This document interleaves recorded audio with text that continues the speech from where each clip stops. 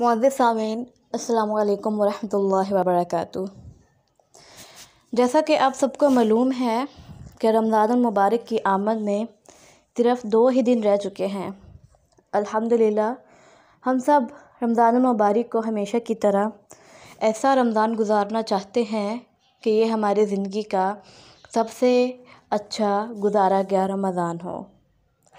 ऐसे में हम चाहते हैं कि हमें नबी सल्लल्लाहु अलैहि वसल्लम की तलीमात का पता चलता रहे कि नबी सल्लल्लाहु अलैहि वसल्लम रमज़ानुल मुबारक में क्या किया करते थे। अल्हम्दुलिल्लाह रमज़ानुल मुबारक के महीने की तैयारियां, उसमें इबादत की तैयारियां हमने शअबान के माह से ही शुरू कर दी थी। इसीलिए मैंने ज़रूरी समझा क्यों ना मैं आप सबको रमज़ानुल मुबारक से पहले शअबान की आखिरी तारीख़ में रसूलुल्लाह सल्लल्लाहु अलैहि वसल्लम का दिया हुआ एक ख़ुतबा सुनाऊं। जिस खुतबे से हमें ये पता लग सकता है कि हमें रमज़ानुल मुबारक को कैसे गुज़ारना है। रसूलुल्लाह सल्लल्लाहु अलैहि वसल्लम क्या करते थे, किस तरह से अपना रमज़ान स्पेंड करते थे। अल्हम्दुलिल्लाह हज़रत सलमान फ़ारसी रज़ियल्लाहु अन्हु से रवायत है कि माह शअबान की आखिरी तारीख़ को रसूलुल्लाह सल्लल्लाहु अलैहि वसल्लम ने हमको एक ख़ुतबा दिया। इसमें आप सल्लल्लाहु अलैहि वसल्लम ने फ़रमाया, ए लोगों, तुम पर एक असमत और बरकत वाला महीना साये अफ़गन हो रहा है। इस मुबारक महीना की एक रात शब कदर 1000 महीनों से बेहतर है। इस महीने के रोज़े अल्लाह ताला ने फ़र्ज़ किए हैं और इसकी रातों में बारगाह खुदावंदी में खड़ा होने यानी नमाज तरावी पढ़ने को नफ़ल इबादत मुकर्रर किया है, जिसका बहुत बड़ा सवाब रखा है। जो शख्स इस महीने में अल्लाह की रज़ा और उसका कुर्ब हासिल करने के लिए कोई गैर फ़र्ज़ इबादत यानी सुन्नत या नफ़ल अदा करेगा तो इसको दूसरे ज़माना के फ़र्ज़ों के बराबर उसका सवाब मिलेगा।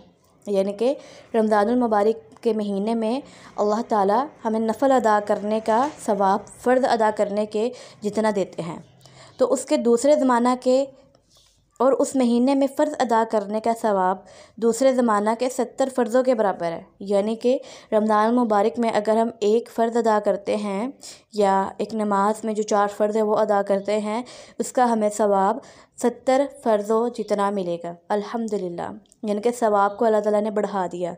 ये सब्र का महीना है और सब्र का बदला जन्नत है।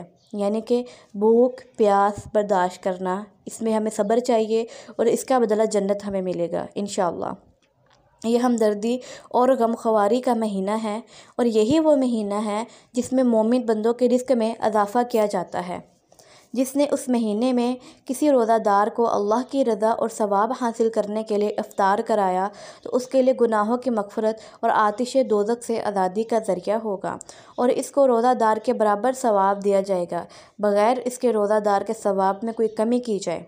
यानी कि जो अफ़्तारी करा रहा है उसको भी उतना सवाब मिलेगा अफ़्तारी कराने का, और जिसको अफ़्तारी कराई है जिसने अफ़्तारी की है उसको जितना सवाब मिलेगा वो अफ़्तारी कराने वालों को भी उतने सवाब मिलेगा, यानी कि डबल सवाब।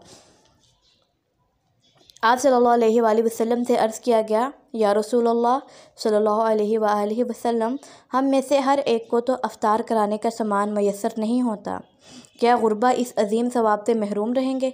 आप सल्लल्लाहु अलैहि वसल्लम ने फ़रमाया कि अल्लाह ताला ये सवाब उस शख्स को भी देगा जो दूध की थोड़ी सी लस्सी पर या सिर्फ़ पानी ही के एक घूंट पर किसी रोज़ादार का रोज़ा अफ़्तार करा दे।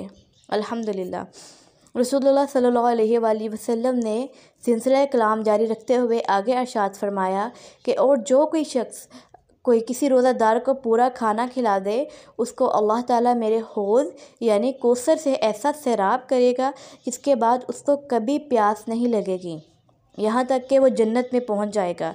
इसके बाद आप सल्लल्लाहु अलैहि वसल्लम ने फ़रमाया, इस माह मुबारक का इब्तिदाई हिस्सा रहमत है और दरमियानी हिस्सा मग़फ़िरत है और आखिरी हिस्सा आतिश दोज़ख से आज़ादी है। इसके बाद आप सल्लल्लाहु अलैहि वसल्लम ने फ़रमाया, और जो आदमी इस महीने में अपने ग़ुलाम खादिम के काम में तख़फ़ीफ़ और कमी कर देगा, अल्लाह ताला इसकी मग़फ़िरत फ़रमा देगा, इसको दोज़ख से रिहाई और आज़ादी दे देगा। आमीन सुभान अल्लाह। जी, तो कितने पॉइंट से हमने इसमें याद रखने हैं कि नफली इबादत करनी है, अपने ग़ुलामों के काम में तख़फ़ीफ़ करनी है अल्लाह की ज़्यादा से ज़्यादा इबादत करनी है और अपने इर्द गिर्द रहने वाले लोगों से हमदर्दी का मुज़ाहिरा करना है और अपने रिज़्क़ में कुशादगी पैदा करनी है। थोड़ा ये नहीं करना कि मैं थोड़ा खर्च कर लूँ। और इंशाअल्लाह किसी न किसी को रोज़ा इफ़्तार ज़रूर कराना है। अगर ज़्यादा ही ना हो सके तो किसी न किसी को एक खजूर के भी दे दी जाए तो इससे भी अल्हम्दुलिल्लाह हमें उतना ही सवाब मिलेगा।